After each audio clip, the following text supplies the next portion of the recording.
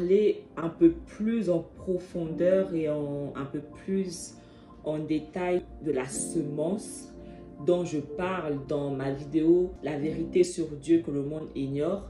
Quand on commence réellement à comprendre la parole de Dieu et à être en accord avec la Torah de Dieu, on comprend que Dieu ne nous juge pas en fonction de notre couleur de peau, en fonction de nos croyances religieuses, en fonction de notre physique, en fonction de ça, en ça. Dieu nous juge en fonction de nos œuvres. Les œuvres que nous pratiquons nous affectent nous, mais pas seulement nous, mais affectent également notre semence, notre postérité, nos enfants.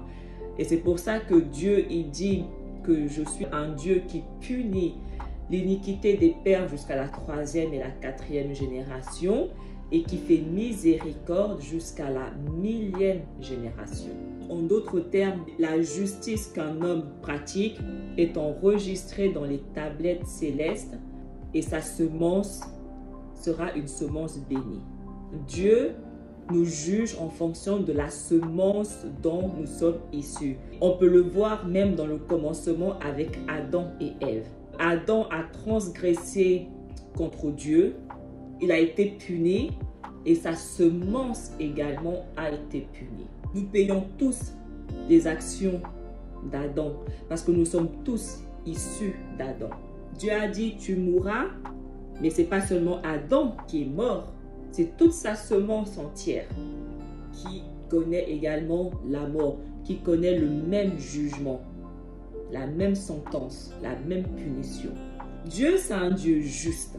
Il nous demande de lui être fidèle, de pratiquer une justice parfaite devant lui. Il a créé des nations, il a créé des peuples, il nous a tous créés différents et il attend tous de nous la même chose. Sauf qu'il y a des personnes qui ont décidé de ne pas servir Dieu et de servir des dieux étrangers. Et il y a d'autres, au contraire, qui ont choisi, qui ont décidé de servir l'unique Dieu, le créateur des cieux et de la terre, et de lui être fidèle.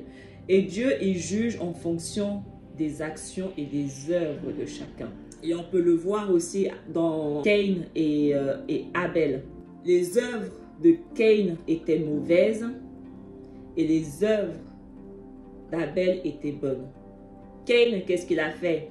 Il a tué son frère. Il a versé du sang. Donc, il a commis un grand péché envers Dieu. Dieu, il a remplacé Abel avec Seth.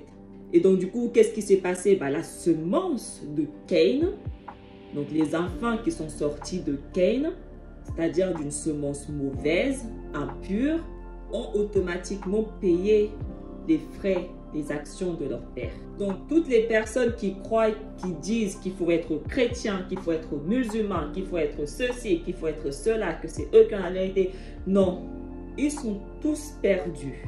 Ces religions, ces sectes, ces croyances servent à ça, à garder les mauvaises semences loin de Dieu.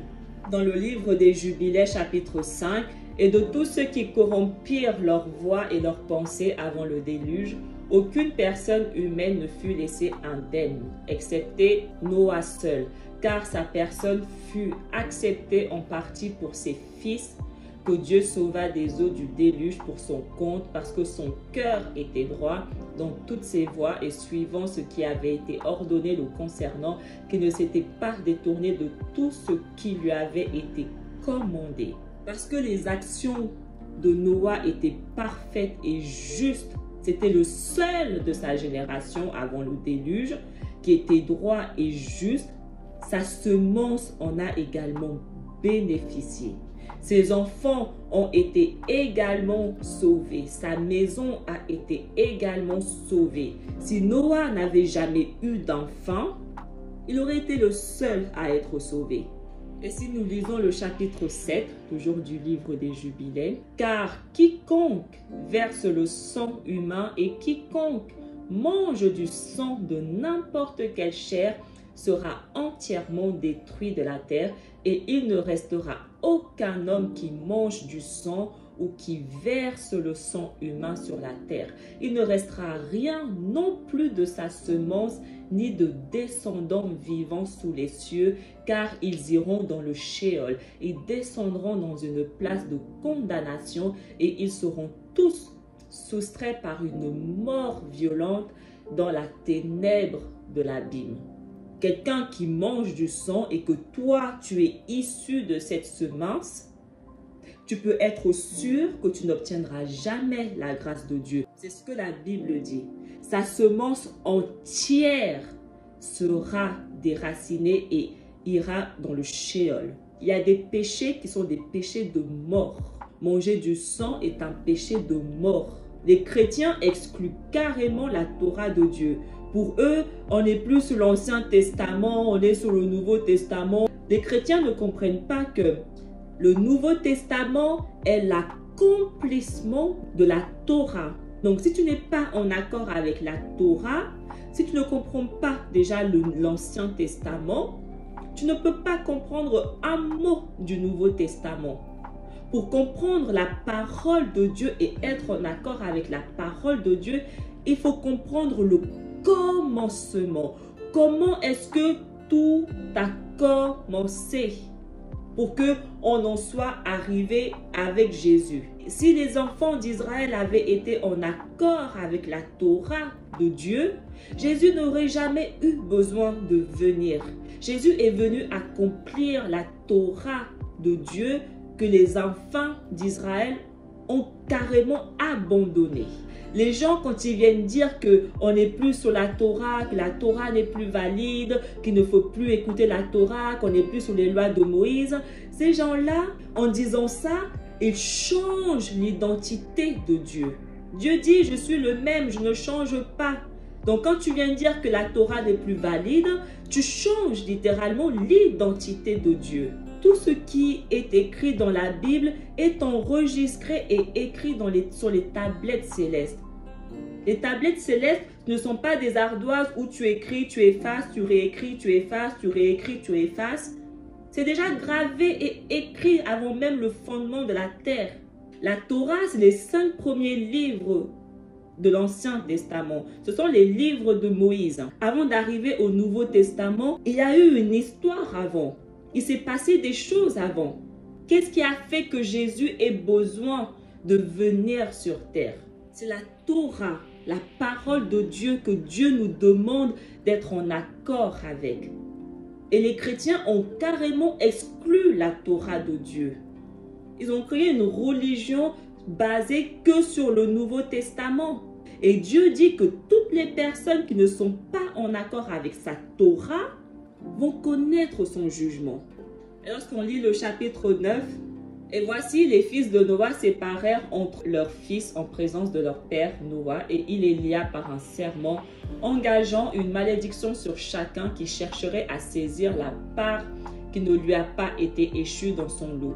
Et ils dirent tous, qu'il en soit ainsi, qu'il en soit ainsi, pour eux-mêmes et leurs fils à toujours, à travers leurs descendants jusqu'au jour du jugement par lequel le Seigneur Dieu les jugera avec une épée et avec le feu pour toutes les cruautés impures de leurs erreurs avec lesquelles ils auront rempli la terre de transgression et d'impureté, de fornication et de péché. Les enfants de Noah, ils ont fait un serment de respecter les terres qu'ils ont chacun hérité à toujours jusqu'à la fin. Et Canaan, il n'a pas respecté cet engagement. Et Canaan vit que le pays du Liban jusqu'à la rivière d'Égypte était très bon. Et il n'alla pas dans le pays de son héritage vers l'ouest qui est vers la mer. Et il habita dans le pays du Liban à l'est et l'ouest de la frontière du Jourdain à la frontière de la mer. Et Ham, son père, et Cush et Mizraïm, ses frères, lui dirent: tu accapares un pays qui n'est pas le tien et qui ne t'est pas échu dans ton lot.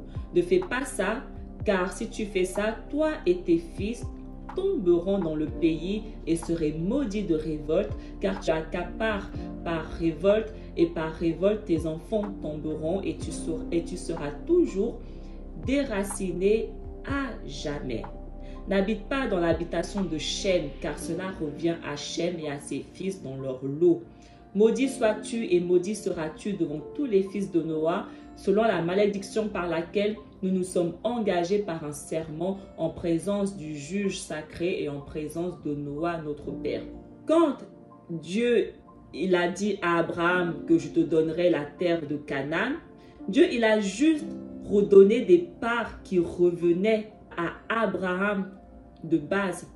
Dieu il a juste rétabli la justice. Et si nous lisons le chapitre 12, donc Abraham, il cessa de parler et de prier, et voici la parole du Seigneur lui fut envoyée par moi, disant, pars de ce pays et de ta famille et de la maison de ton père vers un pays que je te montrerai. Et je ferai de toi une nation grande et nombreuse, et je te bénirai, et je rendrai ton nom grand, et tu seras béni sur la terre, et en toi toutes les familles de la terre seront bénies. Je bénirai ceux qui te bénissent et maudirai ceux qui te maudissent. Et je serai un Dieu pour toi et tes fils, et aux fils de ton fils, et à toute ta semence.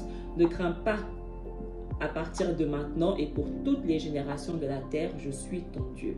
Abraham, il a eu cette bénédiction parce qu'il était issu déjà de la semence de Noah et de Shem et de Enoch, donc des hommes qui ont pratiqué des justices parfaites devant Dieu, et Dieu a béni leur semence. Et c'était le seul de sa génération qui servait, qui marchait dans les mêmes voies que Noah, qui pratiquait la même justice. Toutes les nations à son temps étaient tous des nations païennes. Ils servaient tous des dieux étrangers. Même son propre père Abraham servait des dieux étrangers. Parce qu'il marchait droit avec Dieu, Dieu ne l'a pas seulement béni lui, il a béni sa semence. Parce que c'est comme ça que Dieu fonctionne. Dieu n'a pas choisi Abraham parce qu'il a fait du favoritisme sur Abraham. Il a choisi Abraham par rapport à ses actions et aux actions de ses ancêtres qui étaient bonnes et justes devant lui. Et si nous lisons le chapitre 16, et dans la 6e année de la 4e semaine, nous allâmes vers Abraham au puits du serment et nous lui apparûmes, ainsi que nous avions dit à Sarah que nous retournerions vers elle quand elle aura conçu un fils. Et nous retournâmes au 7e mois et trouvâmes Sarah avec l'enfant devant nous.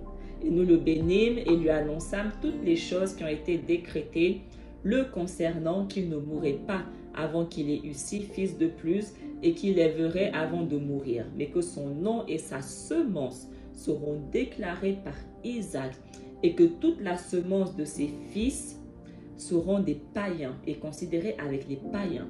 Mais l'un des fils de Isaac deviendra une semence sainte et ne sera pas considéré comme les païens, car il deviendra la portion du plus haut et toute sa semence échouera comme la possession de Dieu pour être un peuple du Seigneur en sa possession par-dessus toutes les nations, et qu'il devienne un royaume et prêtre et une nation sacrée. Jésus n'est pas venu créer une religion différente, il est venu accomplir cette parole. Tant que les gens n'auront pas compris qui est réellement Jésus et pourquoi il est venu, ils ne seront jamais en accord avec la Torah de Dieu. Les chrétiens ne savent pas qui est Jésus. Ils croient que Jésus est venu créer des lois différentes, une religion différente, une croyance différente. Non, Jésus est venu accomplir ça. Que la nation d'Israël soit une nation par-dessus toutes les nations et qu'il devienne un royaume et prêtre et une nation sacrée. Dieu ne change pas. Il a fait une promesse, il va la tenir jusqu'à la fin. Jacob, il a été béni par Abraham avant qu'il meure. Il a été béni par sa mère Rebecca. Il a été béni par Isaac.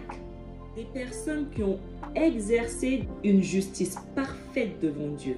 Voilà pourquoi Dieu a choisi les enfants d'Israël. C'était les seuls de leur génération qui servaient le vrai Dieu. C'était les seuls qui étaient fidèles en toutes choses devant Dieu. Donc c'est normal que Dieu bénisse leur semence. C'est comme ça que Dieu fonctionne. Si tu es juste envers lui, il va bénir pas seulement toi, mais aussi ta semence.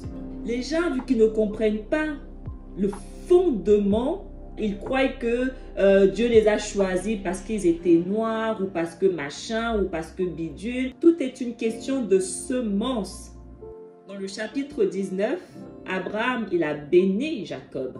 Et il fit venir Jacob sous les yeux de Rebecca, sa mère, et l'embrassa et le bénit et dit: Jacob, mon fils bien-aimé que mon âme aime, que Dieu au-dessus du firmament te bénisse et qu'il te donne toutes les bénédictions avec lesquelles il bénit Adam et Enoch et Noah et Shem, et que toutes les choses qu'il m'a dites et toutes les choses qu'il a promises de me donner, qu'il les fasse s'attacher à toi et à ta semence, à toujours, suivant les jours du ciel au-dessus de la terre, et que les esprits de Mastéma ne dominent pas sur toi ou sur ta semence pour vous détourner du Seigneur qui est ton Dieu à compter de maintenant et pour toujours, et que Dieu soit un père pour toi et toi le fils premier-né et pour le peuple à jamais. Va en paix, mon fils. Quand tu comprends ça, tu comprends pourquoi Jésus est le fils premier-né de Dieu. Tout est relié à ça. Et que Dieu soit un père pour toi et toi le fils premier-né et pour le peuple à jamais. Dans le chapitre 20, Abraham, il parle à ses fils. Il leur parla ensuite du jugement des géants et du jugement des sodomites, comme ils avaient été jugés à cause de leur cruauté et sont morts à cause de leur fornication et impureté et corruption mutuelle par fornication. Et gardez-vous de toute fornication et impureté et hors de toute pollution de péché, de peur de mettre sur votre nom une malédiction et votre vie entière en dérision. Et que vos fils soient tous détruits par l'épée et que vous deveniez maudits comme Sodome et tout votre reste comme les fils de Gomorrha. Non seulement toi tu tombes, mais tous tes fils, toute ta semence tombe avec toi. C'est pour ça que dans la Bible, quand quelqu'un péchait et que Dieu disait que cette personne doit être mise à mort, cette personne n'était pas mise à mort tout seul. Sa maison entière était mise à mort avec lui. Et si on lit le chapitre 26, après que Isaac ait béni Jacob à la place de Ésaü, et Ésaü éleva sa voix et pleura. Et Isaac répondit et lui dit: Voici, loin de la rosée de la terre sera ton habitation, et loin de la rosée du ciel au-dessus, et par l'épée tu vivras et tu serviras ton frère. Et il viendra à passer quand tu deviendras grand et secouras son joug de ton cou. Tu pécheras un péché de mort entièrement, et ta semence sera déracinée du dessous du ciel.